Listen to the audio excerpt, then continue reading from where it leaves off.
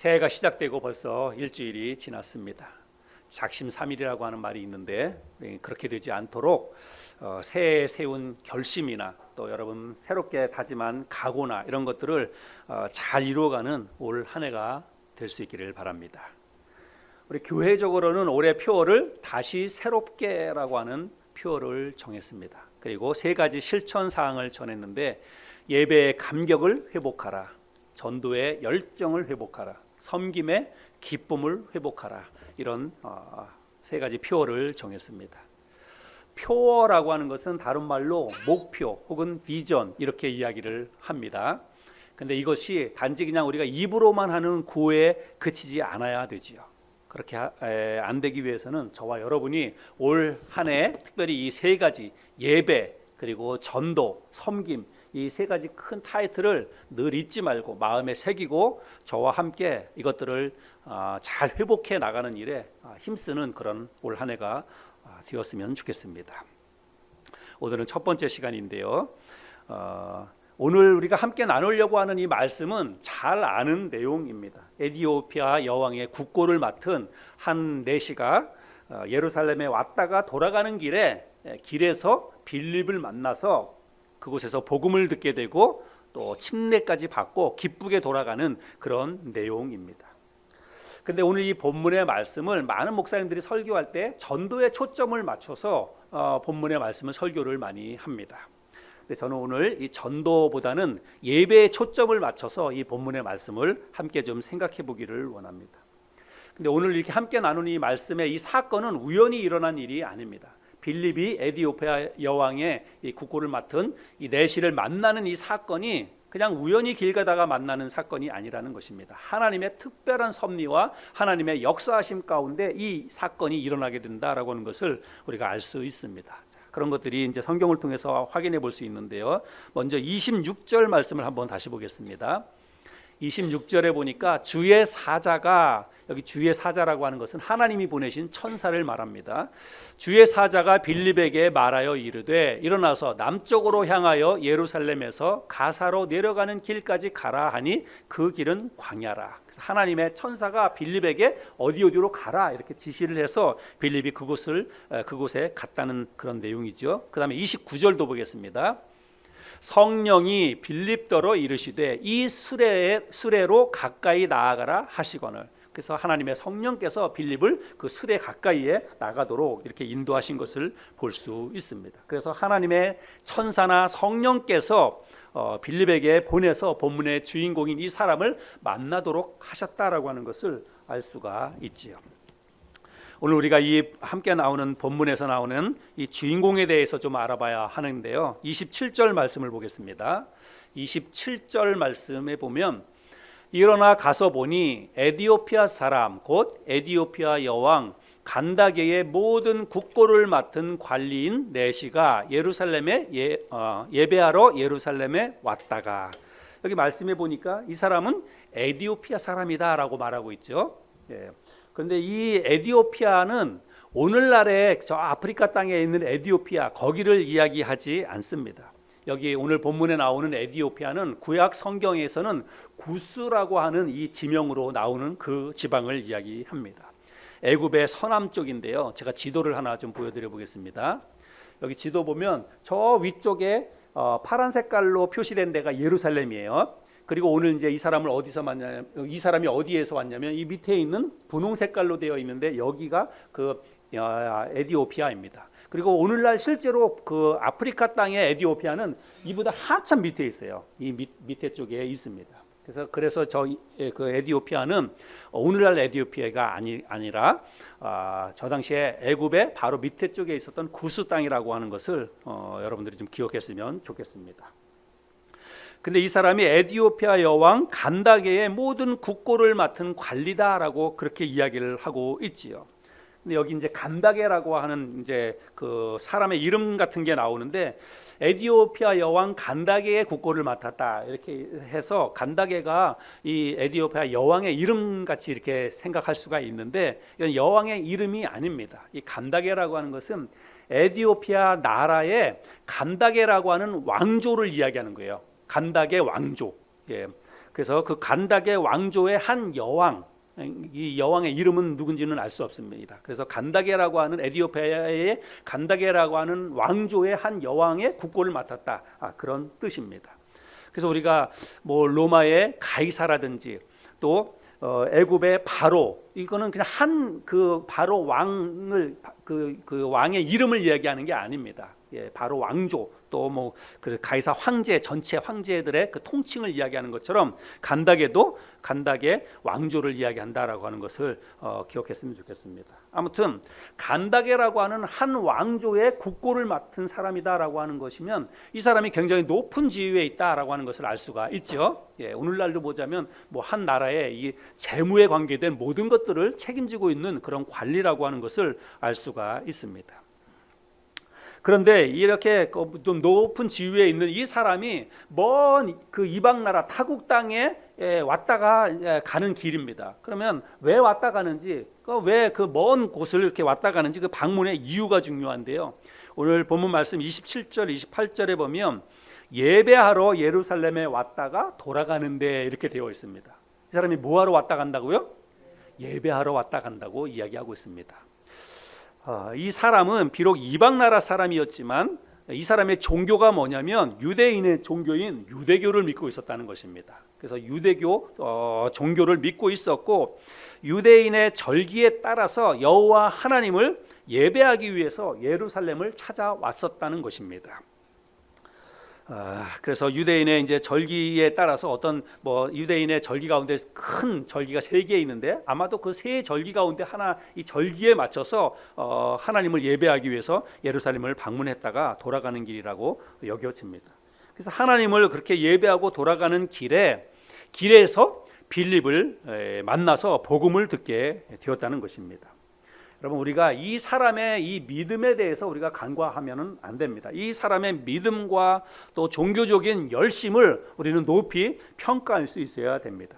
여기 제가 지도를 보여드려 봤지만 이 에디오피아에서 예루살렘까지는요 수백 킬로미터가 됩니다. 그래서 이 사람이 지금 마차를 타고 왔다가 돌아가는 길인데 마차를 타고 왔다 가더라도요 한 달 좋게 넘게 걸리는 그렇게 먼 거리라고 하는 것입니다. 뭐 오늘날처럼 길이 좋겠습니까? 그러니까 덜커덩 되면서 이렇게 왔다 가는 그런 길인데 그렇게 먼 길을 단지 한 목적만을 위해서 뭐예요? 절기에 맞춰서 예배드리기 위해서 그렇게 그 먼 거리를 왔다가 간다는 것입니다. 그러니까 이 사람의 어떤 종교적인 열심이나 믿음을 우리가 절대로 간과하면 안 된다는 것입니다.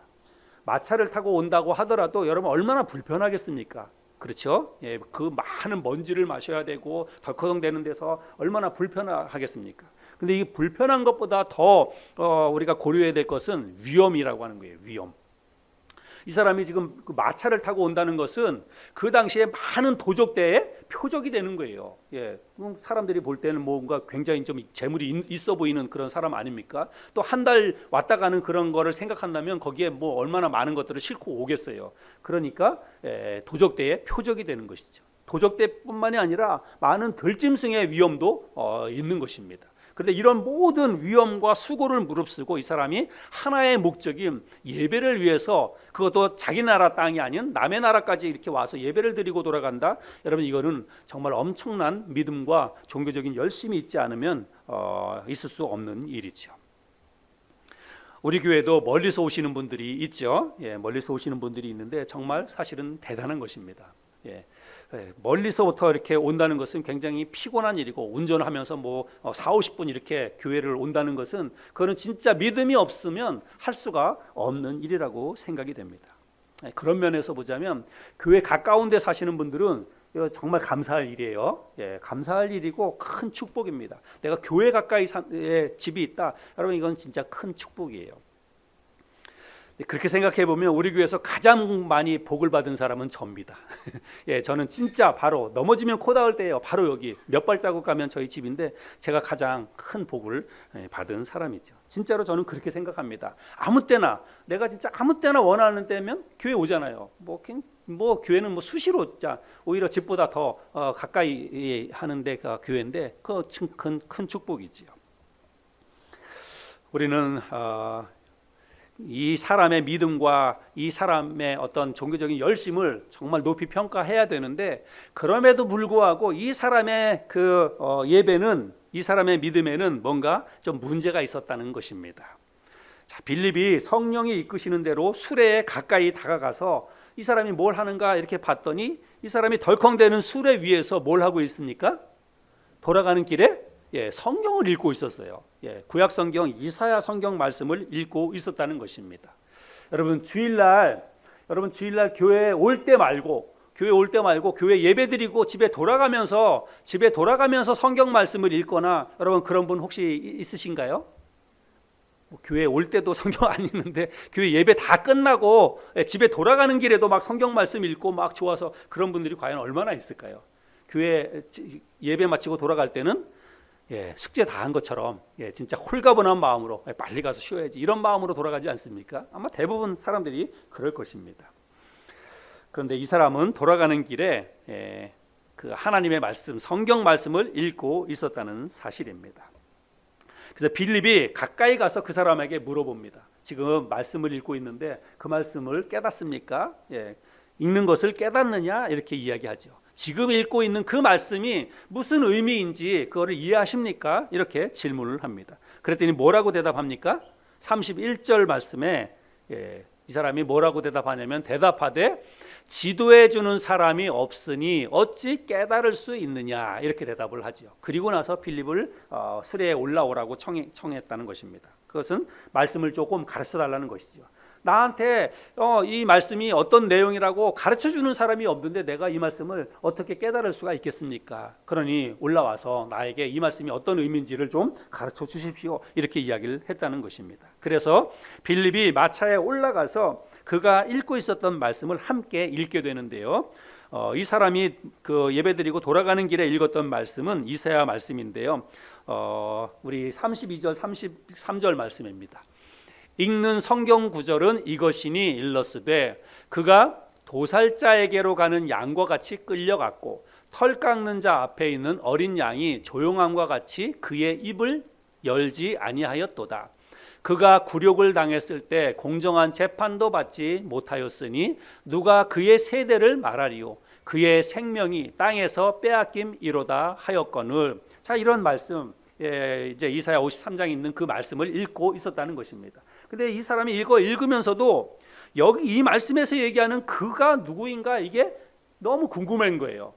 여기서 말하는 그가 도살장으로 끌려갔다든지 뭐 이런 말씀이 있는데 이게 도대체 누구를 얘기하는 걸까? 어떤 사람을 이야기하는 걸까? 이게 풀리지가 않는 것입니다. 그래서 여기서 말하는 그가 누구인지를 이 빌립에게 이제 묻는 거죠. 여러분, 여기 나오는 그는 누구입니까? 바로 메시아입니다. 예수 그리스도를 이야기하는 것입니다. 장차 오실 예수 그리스도를 이야기하는 것이죠. 그래서 빌립이 이 글에서 시작해서, 여기 함께 읽고 있었던 이 글에서 시작해서 빌립이 예수 그리스도를 가르쳐 복음을 전했다라고 성경은 이야기하고 있습니다. 여러분, 빌립은요 예루살렘에서 예수님을 직접 보았던 사람입니다. 그래서 예수님을 따라다니면서 말씀을 배웠던 사람이고, 예수님이 십자가에서 어떻게 달려 돌아가셨는지, 그리고 그가 죽은 지 3일 만에 부활한 이런 모든 상황을 빌립은 직접 자기 눈으로 보기도 하고 또 직접 그의 이야기를 들었던 사람이에요. 빌립은 예수님에 관해서 모든 것들을 직접 보기도 하고 또 직접 들었던 바로 그런 사람이라고 하는 것입니다. 그래서 빌립이 자신이 직접 보고 들었던 예수 그리스도에 관한 모든 이야기를 차근차근 마차 위에서 이 사람에게 다 이야기를 합니다. 오늘날 얘기로 하면은 복음을 전한 거예요. 예수 그리스도에 대해서 마차 위에서 복음을 전한 것입니다. 자, 그래서 이 빌립이 전하는 모든 그리스도에 대한 이야기를 다 듣고 난 다음에 내시가 보인 반응이에요. 내시가 뭐라고 반응을 보였냐면 36절인데요. 길 가다가 물 있는 곳에 이르러 그 내시가 말하되 보라, 물이 있으니 내가 침례를 받음에 무슨 거리낌이 있느냐. 저 당시에 침례라고 하는 것은 유대교로부터 이제 그리스도교로 회심, 내가 이제 완전히 돌아서겠다라고 하는 그런 표시로 회심을 그 침례를 받는 것입니다. 그래서 이제 내가 이제 저기 물이 있는 곳에 있으니까 사람이 잠길 만한 그런 물이 있는 곳이 눈에 보인 거예요. 그러니까 저기 가서 침례를 받는데 내가 무슨 꺼리낌이 있느냐, 이렇게 이야기를 했다는 것입니다. 그리고 나서 우리 성경에는 지금 그 말씀이 36절이고 37절 성경 구절이 없음 이렇게 되어 있어요. 여러분 성경에도 그렇게 되어 있죠. 37절 말씀이 성경은 없음 이렇게 되어 있습니다. 근데 이게 참 너무 아쉬워요. 이 구절은 너무 중요하고 또 너무 꼭 필요한 성경 구절인데 왜 이게 이제 번역상에 있어서 조금 이제 문제가 있었습니다. 그래서 어떤 분들은 이것에 대해서 이 성경 구절이 진짜로 있었을까? 혹은 아니면 이 구절은 없는 것 같다라고 해가지고 뭐 여러 가지 이제 뭐 논란이나 뭐 이런 것이 있다가 이 구절은 사실은 없는 게 더 맞는 것 같다라고 아마 사람들이 생각을 했던 것 같아요. 그래서 그 구절은 이제 뺐는데 제가 볼 때는 이 구절은 사실 있는 게 너무 문맥적으로도 그렇고 꼭 필요한 구절이다라고 생각이 됩니다. 그래서 37절 여기에 이제 아마 혹시 여러분 가지고 있는 성경에도 그렇게 표시가 되어 있는지 모르는데 이제 밑에 보면 어떤 사본에는 이렇게 하면서 그 37절의 내용을 이야기하는 데가 있습니다. 근데 어떤 사본에는 이제 이렇게 되어 있다는 것입니다. 우리 앞에 자막을 볼까요? 37절이 빌립이 가로되 내가 마음을 온전히 하여 믿으면 가하니라. 이 말은 뭐냐면 지금 36절에서 내시가 예수님에 대한 복음을 다 빌립으로부터 듣고 나서 뭐라고 얘기하냐면 저기 물 있는 곳이 있으니까 내가 침례를 받는데 무슨 꺼리낌이 있느냐. 그 말은 뭐냐면 나에게 침례를 좀 베풀어 달라 이 말이에요. 그러니까 빌립이 지금 뭐라고 얘기하냐면 네가 마음을 온전히 하여서 믿으면 그러면 내가 가하니라. 내가 너에게 침례를 주겠다 이 말이거든요. 그래서 그러니까 그 내시가 뭐라고 대답하냐면 대답하여 가로되 내가 예수 그리스도께서 하나님의 아들인 줄 믿노라 이렇게 고백을 합니다. 그래서 예수 그리스도가 하나님의 아들이라고 하는 사실을 내가 믿겠다라고 고백을 하는 거예요. 그래서 이제 말씀에 보면 둘이 내려가서 침례를 주고 받는 그런 장면이 나옵니다. 그래서 이 37절 구절은 저는 꼭 필요한 구절이다라고 생각이 됩니다. 여러분들 이 37절 구절은 없음이라고 되어 있지만 잘 기억을 해두시고 여러분 밑에 어떤 사본에는 그런 표시가 있다면 그 구절은 여러분들이 잘 나중에 읽을 때에도 같이 집어넣어서 읽었으면 좋겠습니다. 아무튼 이 사람은 예수 그리스도를 진심으로 마음속에 받아들였다는 것입니다. 예수 그리스도가 하나님이 보내신 하나님의 아들이라고 하는 것을 이 사람이 분명하게 믿었다는 거예요. 그래서 이제 유대교에서 예수 그리스도를 믿는 그런 믿음으로 돌아섰다는 것입니다. 그리고 나서 이제 수레를 멈추고 나서 두 사람이 함께 물에 내려가서 침례를 베푸는 그런 내용이 그 다음 구절에 기록되어져 있습니다. 여러분 이게 얼마나 멋지고 얼마나 감동적인 그런 일입니까? 그래서 둘이 이제 물에서 침례를 주고받고 나서 물에서 올라오자마자 주의 영이 빌립을 이끌어 갔다라고 이야기하고 있습니다. 39절 말씀인데요. 39절 둘이 물에서 올라올새 주의 영이 빌립을 이끌어 간지라 내시는 기쁘게 길을 가므로 그를 다시 보지 못하니라. 그래서 쭉 이제 침례를 물에 밑으로 내려가서 침례를 주고받고 올라왔는데 주의 영이 하나님의 성령께서 빌립을 이끌어 갔어요. 그래서 갑자기 빌립이 없어졌습니다. 근데 이 말씀은 뭐 그렇다고 해서 그 눈앞에 보이는데 갑자기 빌립이 뿅 하고 뭐 어디로 사라졌다 그런 내용이 아니에요. 그래서 이 사람을 다시 보지 못했다는 것은 그냥 하나님의 성령께서 빌립을 데리고 어디론가 갔기 때문에 그때부터는 이제 빌립을 다시 보지 못했다 그런 의미인 것입니다. 아무튼 하나님의 성령께서 빌립을 이제 다른 곳으로 인도해 갔다는 것입니다. 왜냐하면 해야 할 일을 다 했기 때문에 그를 만나도록 하나님께서 그를 보냈는데 그에게 만나서 그리스도의 복음을 전하는 그런 모든 일을 임무를 다 완수했기 때문에 빌립을 이제 다른 곳으로 하나님의 성령께서 인도해 갔다는 것입니다.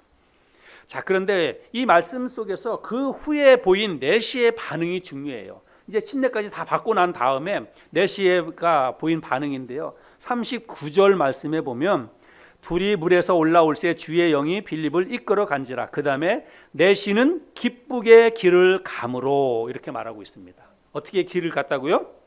기쁘게 돌아갔다라고 말하고 있습니다. 빌립을 만나기 전까지 조금 전까지만 하더라도 그는 말씀을 읽고 있었지만 지도해 주는 사람이 없으니 내가 어찌 깨달을 수 있으리요 하는 마음으로 답답한 마음으로 돌아갔다는 것입니다. 여러분 우리는 여기에서 이 에티오피아 내시가 드렸던 예배가 어떤 예배였는지를 우리는 가늠해 볼 수가 있습니다. 그는 진짜로 먼 거리를 예배를 하기 위해서 먼 거리를 수고롭게 왔습니다. 어쩌면 목숨을 걸고 왔을 수도 있습니다. 그러나 그럼에도 불구하고 그의 예배에는 기쁨이 없었다는 사실입니다. 그에게는 감격이 없었어요. 예배를 드리고 돌아갈 때에도 답답한 마음을 안고 돌아가고 있었다는 것입니다. 왜요? 이 사람의 예배는 의무적인 예배였습니다. 그저 종교적인 열심만 있는 그런 예배였습니다. 율법의 어떤 가르침에 따라서 절기 때마다 와서 하나님을 예배하는 그런 예배였다는 사실입니다. 그래서 유대교의 가르침인 율법에 따라 정해진 절기에 맞춰서 하나님을 예배하러 왔지만 예배하고 돌아가는 길에도 기쁨은커녕 채워지지 않는 답답한 마음으로 깨닫지도 못하는, 알지도 못하는 말씀을 덜컹거리는 수레 위에서 읽고 있었던, 어찌 보자면 안타깝고 불쌍한 그런 사람이었다는 사실이죠. 그런데 저는 오늘 이 말씀을 준비하고 말씀을 읽으면서 이것이 오늘날 혹시 우리들의 모습이 아닌가, 혹시 우리들의 예배의 모습이 아닌가, 이런 생각을 해보게 되었습니다. 여러분, 교회 올 때, 주일날 교회 나올 때 진짜 기쁜 마음으로, 설레는 마음으로, 내가 진짜 살아계신 하나님을 예배하러 간다, 하나님을 만나러 간다, 이런 기쁨과 설레임을 가지고 여러분 기대하는 마음으로 교회에 오십니까? 여러분 스스로 한번 정말 한번 자문자답 해보시길 바랍니다. 오늘 아침에 교회에 나오실 때, 예배드리러 오실 때 진짜 기대하는 마음으로, 설레는 마음으로 내가 일주일 만에 또 하나님을 예배하러 간다, 이런 어떤 그런 기대하는 마음을 가지고 교회에 오셨냐고 제가 묻는 것입니다.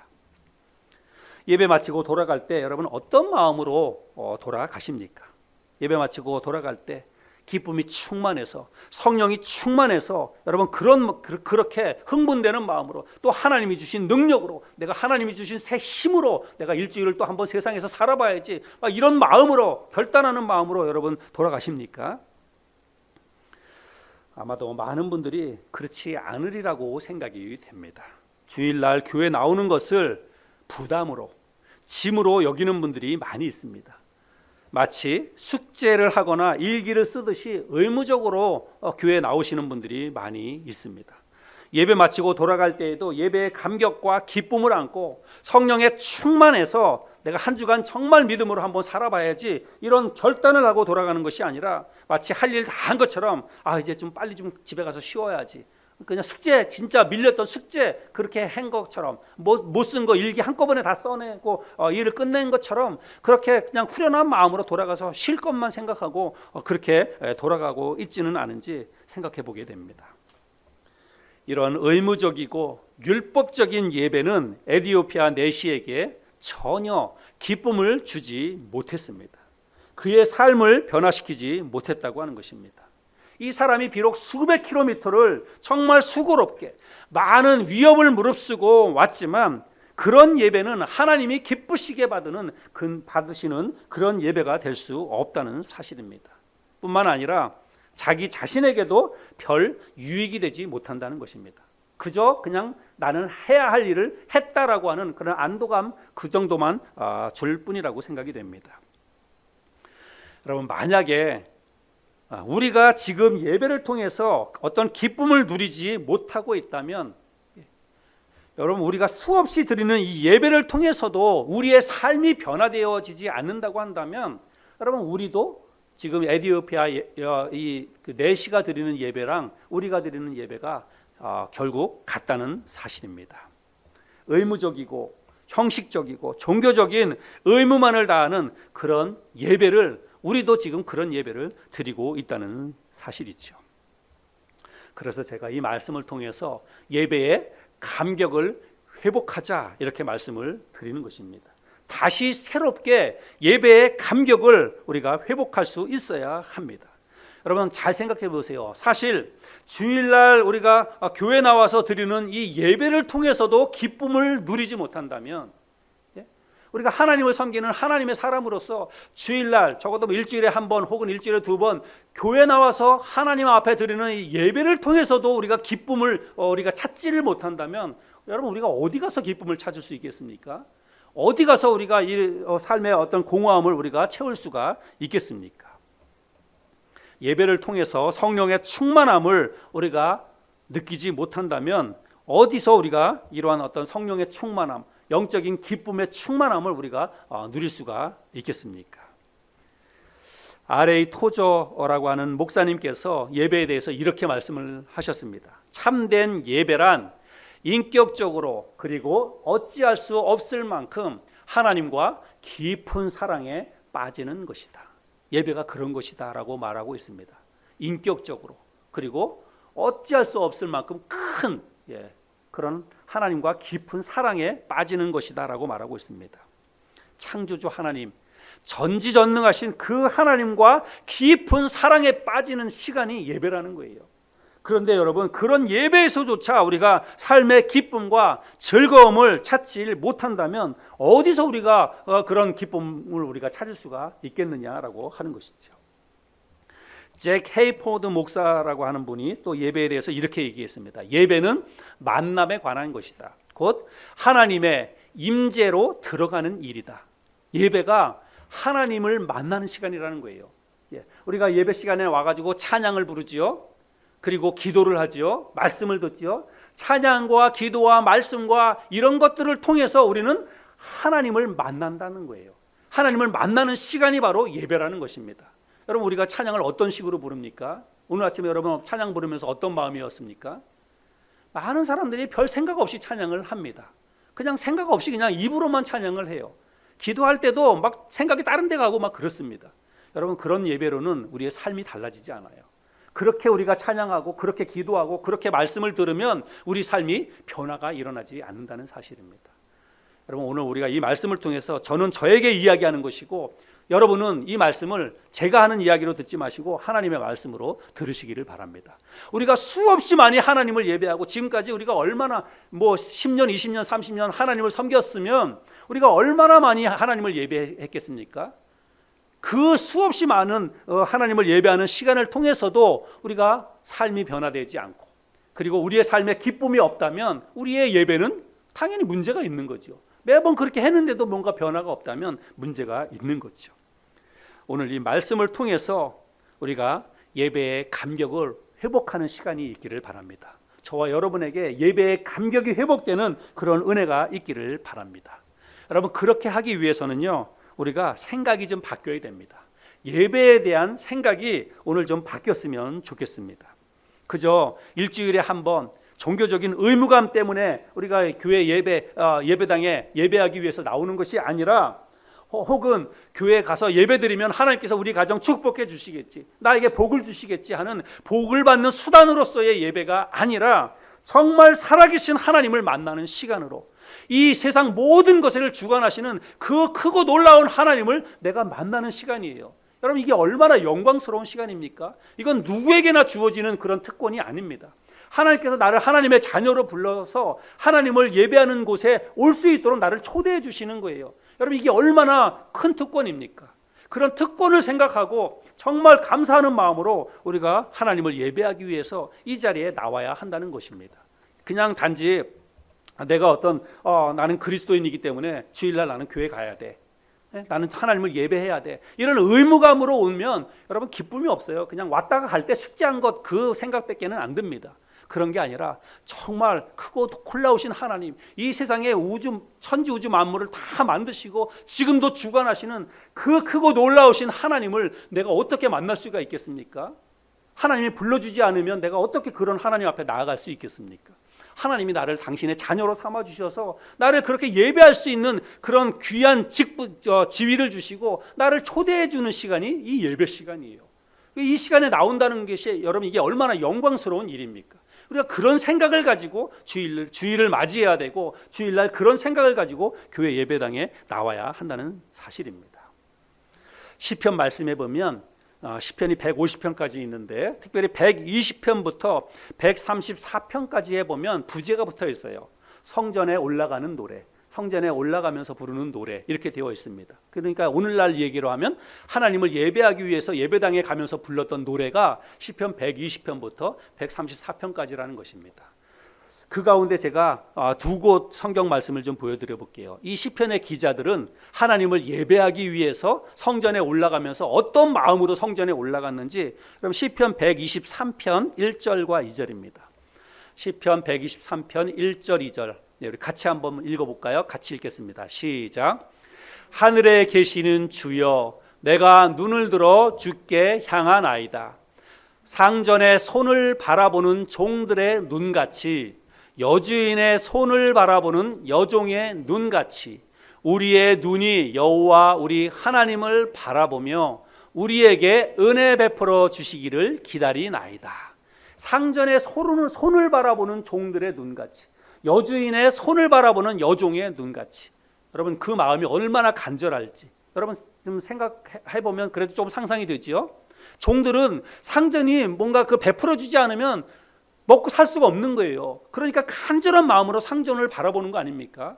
우리가 하나님을 예배할 때 그런 마음, 그런 간절함이 있어야 된다는 것입니다. 하나님을 바라보면서 하나님을 예배할 때 그런 간절한 마음이 있어야 된다는 거예요. 그 다음에 시편 130편 5절 6절입니다. 또 같이 읽겠습니다. 시작.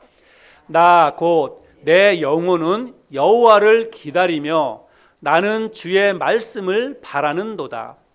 파수꾼이 아침을 기다림보다 내 영혼이 주를 더 기다리나니 참으로 파수꾼이 아침을 기다림보다 더하도다. 파수꾼이 아침을 기다린다. 아마 우리 여기 계시는 자매님들은 잘 모를 거예요. 그런데 남자분들은 군대 갔다 오신 분들은 이 말을 아주 공감합니다.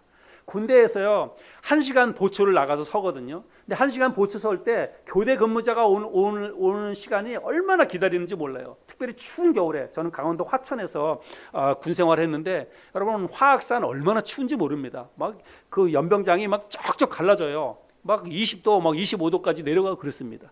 그런데 자다가 말고 새벽에 나가가지고 특별히 이제 밤도 그렇지만 새벽에 한 3, 4시에 나가서 근무를 쓰는 거는요 너무너무 힘듭니다.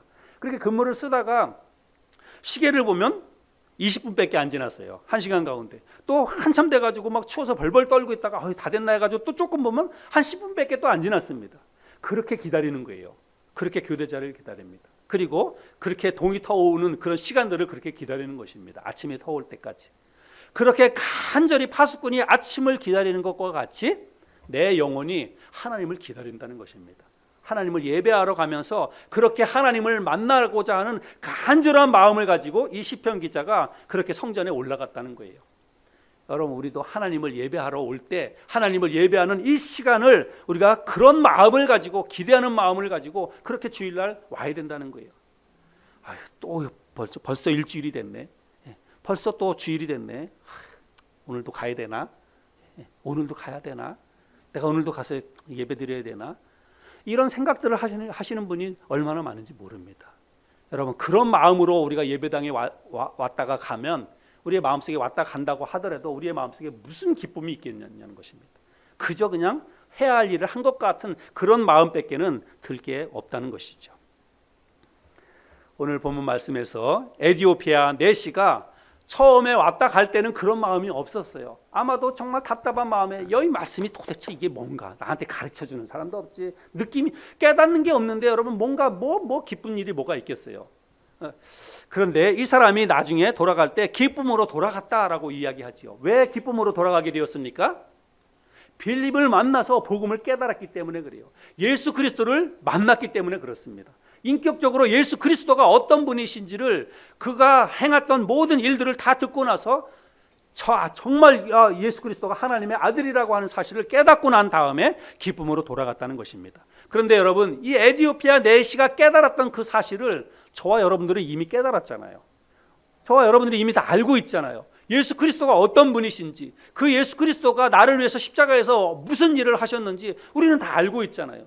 근데 우리는 다 알고 있는데도 불구하고 우리가 드리는 이 예배에서 우리가 기쁨을 지금 누리지 못하고 있다면, 예배 드리고 갈 때도 우리가 기쁨 가운데 돌아가지 못하고 있다면 여러분, 이건 정말 더 큰 문제예요. 오히려. 그런데 우리가 그렇게 예배를 통해서도 우리가 기쁨과 감격을 우리가 느끼지 못한다고 한다면 그거는 생각을 하지 않기 때문에 그렇다는 것입니다. 왜 그러냐면 생각을 하지 않기 때문에 그래요.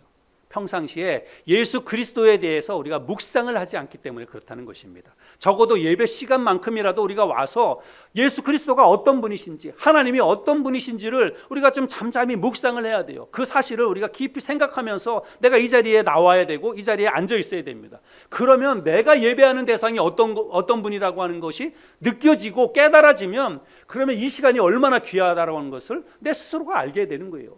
예. 내가 예배하는 그 하나님이요, 여러분, 이 세상 우주 만물의 주인입니다. 이 말씀 한마디로 이 모든 것을 창조하시고 만드신 분이 하나님이에요. 내가 그런 하나님을 예배한다, 그런 하나님을 만나러 왔다. 여러분, 이보다 더 큰 영광이 어디 있습니까? 이보다 더 큰 그 은혜가 어디 있습니까? 그런 거를 생각하면서 예배당에 와야 되고, 예배당에 앉아서 내가 그런 하나님을 예배한다고 하는 거예요. 그러면 정신을 똑바로 차리고 그런 하나님을 예배한다는 것이 나에게 어떤 의미인지를 생각을 해봐야 된다는 것이죠. 그 하나님을 예배할 수 있게 된 계기가 뭐냐면 예수 그리스도 때문 아닙니까? 내가 예수 그리스도를 통해서 하나님을 아버지라고 만나게 된 거 아닙니까? 예수님이 나의 죄를 해결해 주셨기 때문에, 십자가 위에서. 그러니까 예수님이 얼마나 또 감사합니까? 예수님의 은혜가 얼마나 감사합니까? 여러분, 교회 예배당에 와가지고 잠잠히 그런 것들을 좀 묵상해야 돼요. 그리고 교회 예배당, 교회 주일날 교회 올 때 그런 것들을 생각하면서 오셔야 됩니다. 그러면 아마 우리의 예배가 달라질 거예요. 저는 오늘 이 말씀을 통해서 예배의 감격을 회복하자라고 말씀을 드렸잖아요. 우리가 이 예배의 감격을 회복하려면요, 예수님을 더 깊이 묵상해야 됩니다. 내가 예배하는 그 하나님이 어떤 분인가를 우리가 더 깊이 묵상을 해야 돼요.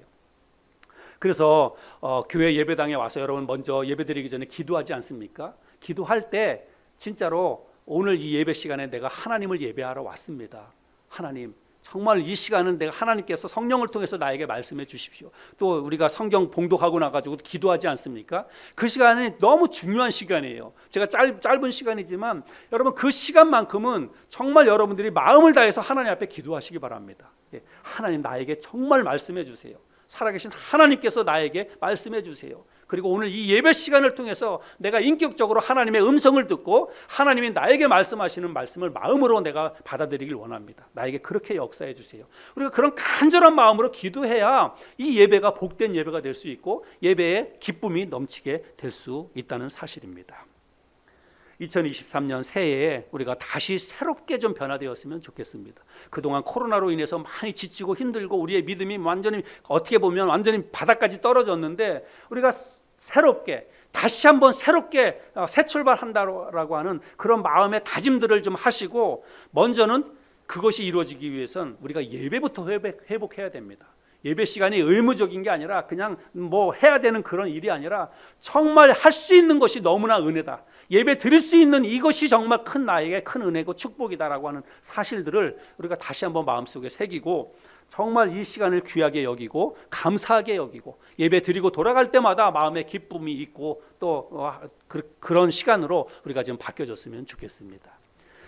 아무쪼록 2023년 새해 먼저 개인적으로도 각자의 예배의 기쁨이 회복되는 그런 은혜가 있기를 바라고, 우리 교회적으로도 우리 이 예배가 정말 하나님이 기쁘시게 받으시는, 성령이 충만하게 역사하시는 그런 예배로 회복될 수 있도록 저와 함께 기도하고 또 저와 함께 그런 예배로 바꿔 나갈 수 있는 그런 시간들이 되었으면 좋겠습니다.